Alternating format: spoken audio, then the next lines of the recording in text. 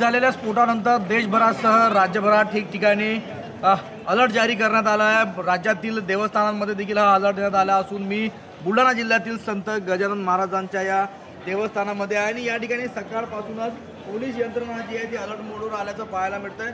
मोठ्या प्रमाणात मंदिराच्या सुरक्षेमध्ये वाढ करण्यात आली असून येथे येणाऱ्या प्रत्येक भाविकाची त्याच्या सामानाची या ठिकाणी कसून चौकशी केली जात आहे। एकंदरीतच कुठलीच अनुचित घटना या निमित्ताने घडू नये किंवा दिल्ली स्फोटानंतर नेमकं त्या स्फोटाचा उद्देश काय होता, कुठल्या हा कटाचा मोठा भाग होता का, असे संपूर्ण शक्यतांवर पोलीस यंत्रणेने ह्या संपूर्ण यंत्रणांना अलर्ट दिलेला आहे।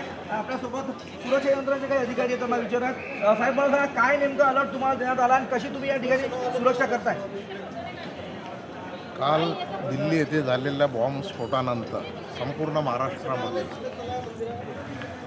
जे काही मर्मस्थळे आहेत त्याच्यामध्ये प्रामुख्याने बुलढाणा जिल्ह्यातील संत श्री गजानन महाराज यांचे जे मंदिर आहे त्यामध्ये रोज जे लागणारी सुरक्षा व्यवस्था ती तर आहेच आहे, परंतु जसा आम्हाला माननीय पोलीस अधीक्षक श्री तांबे साहेब यांच्याकडून जसा अलर्ट प्राप्त झाला त्याच्यानुसार आम्ही अतिरिक्त QRT पथक तसेच मंदिर सुरक्षाचे सर्व अधिकारी अंमलदार हे आता अत्यंत सतर्कतेने इथं आपण आहोत।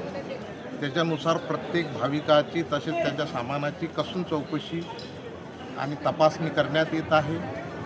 त्यामुळे अत्यंत खबरदारीचे जे आम्हाला आदेश प्राप्त झाले त्यानुसार आम्ही चांगल्या प्रकारे मंदिर सुरक्षेबद्दल दक्षता घेत आहोत। नक्कीच एकंदरीतच येथे येणारा जो भाविक आहे त्याची चौकशी केली जाते, त्याचबरोबर त्याचे जे सोबत आणलेलं सामान आहे त्याची देखील डिटेक्टरच्या माध्यमातून या ठिकाणी तपासणी केली जात असते। एकंदरीतच उद्देश हाच आहे की कुठल्याच प्रकारची अनुचित घटना जी आहे या निमित्तानं घडू नये त्यासाठी खबरदारी म्हणून हा उपाय जो आहे पोलीस यंत्रणेने या ठिकाणी घेतल्याचं पाहायला मिळतं आहे। प्रफुल्ल खंडारे, जय महाराष्ट्र न्यूज, बुलढाणा।